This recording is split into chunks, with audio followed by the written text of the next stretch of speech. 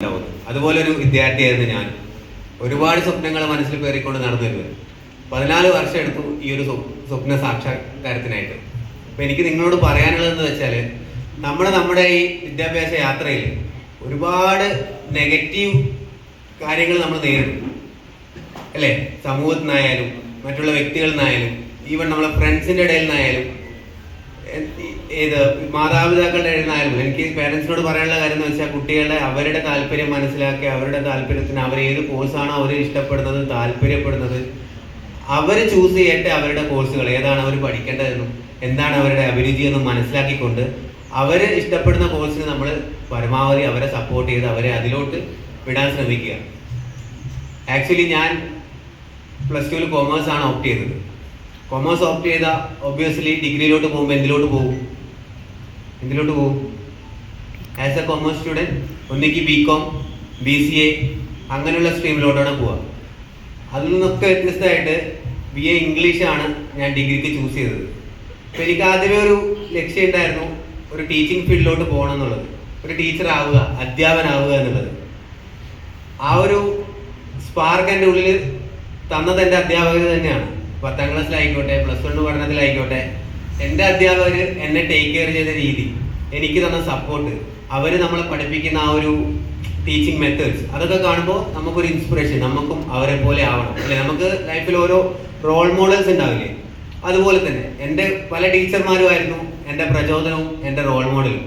അപ്പോൾ ഞാൻ വീട്ടിൽ പറഞ്ഞപ്പോൾ എനിക്ക് ആദ്യം നേരിട്ട ഫസ്റ്റ് പോയിന്റാണ് കൊമേഴ്സ് പഠിച്ചിട്ട് ഇംഗ്ലീഷ് അധ്യാപനം. ഇപ്പോൾ ടീച്ചേഴ്സ് ഒരുപാടുണ്ട്, പക്ഷേ ജെൻസ് ടീച്ചേഴ്സ് കുറവാണ്. നിങ്ങൾ ശ്രദ്ധിച്ചിട്ടുണ്ടോ അല്ലേ? ഒരുപാട് ഫീമെയിൽ ടീച്ചേഴ്സാണ്, ജെൻസ് ടീച്ചേഴ്സ് വരുന്നില്ല. അപ്പോൾ ഇത് തന്നെയായിരുന്നു ഞാൻ നേരിട്ട ഒരുപാട് ചോദ്യങ്ങൾ. ടീച്ചിങ് ഫീൽഡിൽ സാധ്യതയുണ്ടോ? ഇനിയിപ്പോൾ ടീച്ചിങ് പഠിച്ചാൽ തന്നെ ഒന്നിക്ക് PSC അല്ലെങ്കിൽ വല്ല എയ്ഡഡ് സ്കൂളിൽ മാനേജ്മെൻറ്റ് റൺ ചെയ്യുന്ന സ്കൂളിൽ ലക്ഷങ്ങൾ കൊടുത്തിട്ട് കയറണം. അതിനുള്ള സാമ്പത്തിക സ്ഥിതി നമുക്കുണ്ടോ? ഇതൊക്കെ ഒരു ക്വസ്റ്റ്യൻ മാർക്കാണ് നമ്മുടെ മുന്നിലുള്ളത്. പക്ഷെ നമുക്ക് കുറച്ചൊരു ലക്ഷ്യം ഉണ്ടെങ്കിൽ നമുക്കത് നേടിയെടുക്കാനാവും. അതിൻ്റെ ബെസ്റ്റ് എക്സാമ്പിൾ ആയിട്ടാണ് ഞാനിന്നിവിടെ നിൽക്കുന്നത്. ഒരുപാട് പ്രതിസന്ധികൾ നേരിട്ടുണ്ട്. അപ്പം ഫിനാൻഷ്യൽ ഇഷ്യൂസ് ആയിക്കോട്ടെ, വീട്ടിലെ പ്രശ്നങ്ങളായിക്കോട്ടെ, അതിന് വേണ്ടിയിട്ടാണ് ഡിഗ്രി പഠിക്കുന്ന സമയത്ത് ഓട്ടോ ഓടിച്ചു. അത് കഴിഞ്ഞിട്ട് പാലക്കാടാണ് എൻ്റെ BEd പഠനം ഉണ്ടായിരുന്നത്. പാലക്കാട് പഠിക്കുന്ന സമയത്ത് വെള്ളിയാഴ്ചകളിൽ നാട്ടിൽ വന്ന് ശനിയും ഞാനും അധ്വാനിച്ച് ജോലിയെടുത്ത് പഠിക്കേണ്ട പൈസ സ്വരൂപിച്ചിട്ടാണ് പോയി BEd കംപ്ലീറ്റ് ആക്കിയത്. അത് കഴിഞ്ഞിട്ട് ഞാൻ 2 വർഷം ബാംഗ്ലൂരിലും 1 വർഷം ഉത്തർപ്രദേശിലും ഇംഗ്ലീഷ് അധ്യാപകനായിട്ട് ജോലി ചെയ്തു. അതിനിടയിലാണ് PG കംപ്ലീറ്റ് ചെയ്തത്. നമുക്ക് ഡിസ്റ്റൻസ് എഡ്യൂക്കേഷൻ ഉണ്ട്, പണ്ടത്തെ പോലെയല്ല. നമുക്ക് വീട്ടിലിരുന്ന് കൊണ്ടോ ഇനി ജോലി ചെയ്യുന്ന ആൾക്കാർക്കായിക്കോട്ടെ, നമ്മളിനി വേറെ ഏതെങ്കിലും കോഴ്സ് ചെയ്യുന്ന എങ്കിൽ കൂടിയും നമുക്ക് ഡിസ്റ്റൻസ് ആയിട്ട് നമുക്ക് ഇഷ്ടപ്പെടുന്ന കോഴ്സ് തിരഞ്ഞെടുത്ത് പഠിക്കാൻ സാധിക്കും. പക്ഷെ ശ്രദ്ധിക്കേണ്ട ഒരു കാര്യം എന്ന് വെച്ചാൽ ഡിസ്റ്റൻസ് നമ്മൾ ചെയ്യുന്ന സമയത്ത് ഒരേ ടൈം പീരീഡ് ആവാൻ പാടില്ല. നമ്മൾ ഇപ്പോൾ ഡിഗ്രിക്ക് ജോയിൻ ചെയ്യുന്നു, അതേ വർഷം ഡിസ്റ്റൻസ് ജോയിൻ ചെയ്ത് കഴിഞ്ഞാൽ നമ്മൾ ഈ സർട്ടിഫിക്കറ്റ് പ്രൊഡ്യൂസ് ചെയ്യുമ്പോൾ അതിന് വാല്യൂ ഉണ്ടാവില്ല. അപ്പം ഡിഗ്രി ജോയിൻ ചെയ്ത് 1 വർഷം കഴിഞ്ഞിട്ടാണ് നമ്മൾ ഈ ഡിസ്റ്റൻസിലേക്ക് പോകുന്നുണ്ടെങ്കിൽ that will be beneficial four us. നമുക്കത് ഗുണം ചെയ്യും.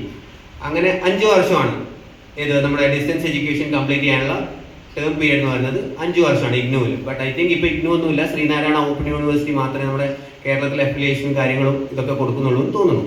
അങ്ങനെ 5 വർഷം എടുത്തു. ഈ പഠനത്തിനിടയിൽ PG കംപ്ലീറ്റ് ആക്കി. 5 വർഷം കംപ്ലീറ്റ് എടുത്തിട്ടാണ് ഞാൻ കംപ്ലീറ്റ് ആക്കിയത് കേട്ടോ. അതിനിടയിലാണ് ഈ കൊറോണയും കാര്യങ്ങളൊക്കെ വരുന്നത്. അതിൻ്റെ ബുദ്ധിമുട്ടുണ്ടായി. അപ്പോൾ ഈ കൊറോണ സമയത്താണ് അധ്യാപകനായിട്ട് ബാംഗ്ലൂർ ജോലി ചെയ്യുന്നത്. അങ്ങനെ ഇത് പഠിച്ചുകൊണ്ടിരിക്കുമ്പോഴാണ് MEd എന്നുള്ളൊരു ആശയം എൻ്റെ തലയിലോട്ട് കയറുന്നത്. അവിടെയും ചോദ്യം വന്നു, MEd പഠിച്ചിട്ട് എന്താവാനാണ്? ഈ ചോദ്യമാണ് ചിലപ്പോൾ പലപ്പോഴും നമ്മളെ പിന്നോട്ട് വലിക്കുന്നത്. അതിന് നമ്മൾ നിന്ന് കൊടുത്തു കഴിഞ്ഞാൽ we are going to be at a flow. അതാണ് അതിൻ്റെ